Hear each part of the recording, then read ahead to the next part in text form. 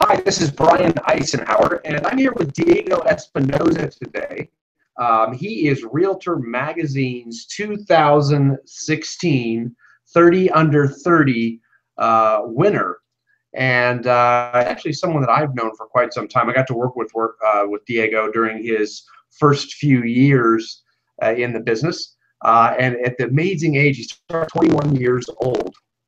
I just got to tell you these few things about him. He was 21 years old, and I used to get to work at like 8:30 in the morning, and I'd catch Diego sleeping in the back of his car. He was working so hard, and what he did, when I mean working hard, it was out of control. He was finishing up his business finance degree at Fresno State University, which was taking full-time class loads, and at the same time, in his first full year in the business, he sold, I think it was 102 homes. I think he was 22, possibly around that time, 22, 23 after his first full year, and it was amazing. So to watch how hard this kid worked and how at such a young age too was truly inspiring for me. So Diego, thank you for being on the call with us. Thank you, Brian. Thank you. Pleasure. Yeah, looking good, man. And you're now 26, right? 26, feeling like I'm 76, but I'm 26. Yeah, he's still well, you sold enough home for the average 30-year real estate veteran already. So he's still going really, really strong. And you got to check out Realtor Magazine's 30 Under 30 to learn a little bit more about Diego. We're only going to take a little bit of his time today. I think what's phenomenal about it, though, I mean, he's young, so he had to overcome that. He was going to school full time, so he had to deal with that. Then also a big chunk of your clientele, you're from Central California, you speak Spanish, and a big chunk of it was the Mexican farm labor community. So Diego, tell us about that a little bit.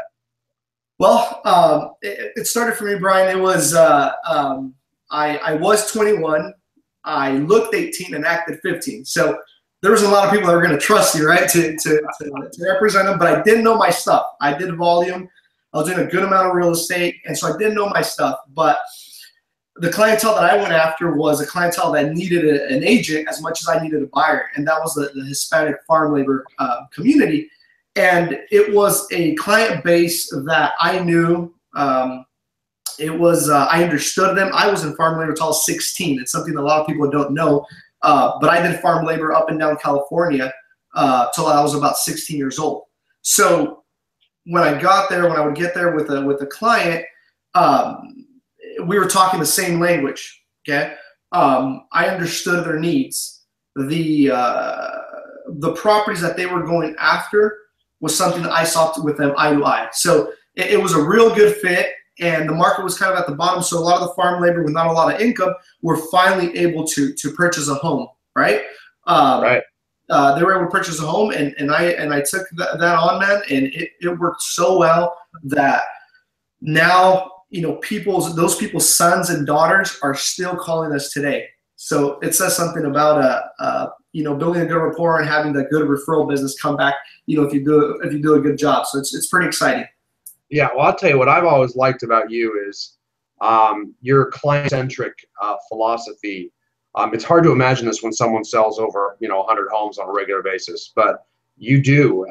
You put the clients first, and you really put some serious importance on understanding the different needs of different clients and understanding they're not all the same, and you've had some unique ones.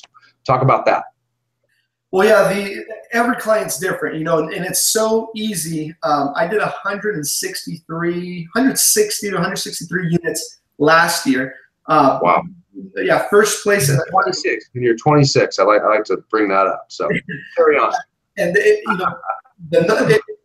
of 1,100 agents, we're number one in the market. So something I'm very, very proud of.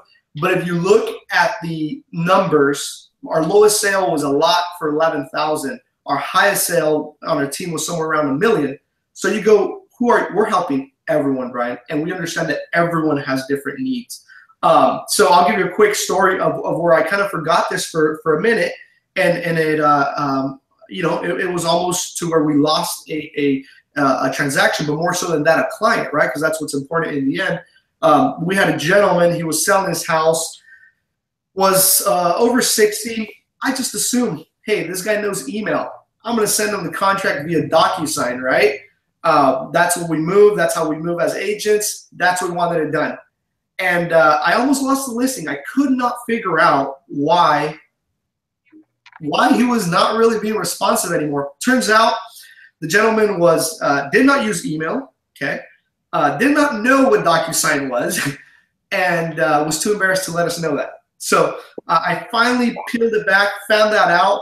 We sent one of my assistants to walk him through how to make a Gmail account, got him an email, and from there on out, we were able to do everything via DocuSign, and the deal closed successfully. So it just goes to show, we want to make sure that we're putting our clients first and taking those minutes, because it's really just minutes, and that's all we need to take to really understand, who the client is, what their goal is, and who they are. They might not know email, they might not know DocuSign, but hey, they're a client that has a property that wants to get it sold, and we need to be able to help them as a real estate agent. So we have to be prepared to just take those extra minutes and understand buyers and sellers. Yeah, I love that. Clients' needs first, and the money will follow. I think that's great. That's something that, sorry to interrupt you, but that's something that you guys used to say a lot back in our training when I started out. I would sit there and listen to you guys, and it was something that just stayed in my mind forever. You guys would always say that. Say, hey, follow the vision, and the money will follow. And it's absolutely true. It is absolutely true. We can go into stories forever, but we don't have enough time today of just how many times we see that come back time and time again. That if we perform in a good way, they'll come back through a referral business. They'll tell a friend, something will happen, and the money will be there. That's a byproduct if we're doing our job correctly. Well, no, your acts and your service evidences that. I mean, to take a 6-year-old client who doesn't have an email account, set him up with an email, and then give him an online tutorial and sit there and train him how to use his email to speaking Spanish and to different groups of people to help to get them to understand the home buying process and successfully own a home as many times as you have to. No one evidences that more. Diego, thank you so much for your time today. It was awesome, and sharing your advice. Congratulations on all the success, man. I couldn't be prouder, man. Hey, thank you so much, Brian. You've been there since day one, man. So thanks. It's good to still be a factor. All right. Take care, my friend. Take care.